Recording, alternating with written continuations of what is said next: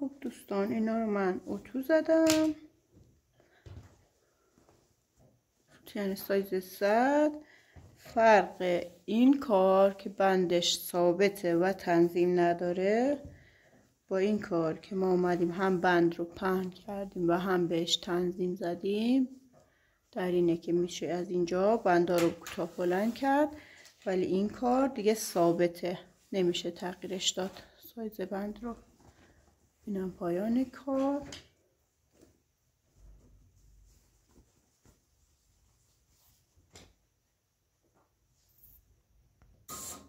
و این هم رنگ آبی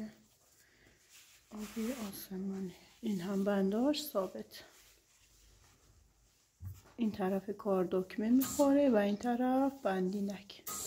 این بندینک ها میاد روی این دکمه ها بسته میشه. لباس از این قسمت سایز میشه و با استفاده از دکمه هایی که در جلوی کار دوخته شده لباس قابل استفاده است.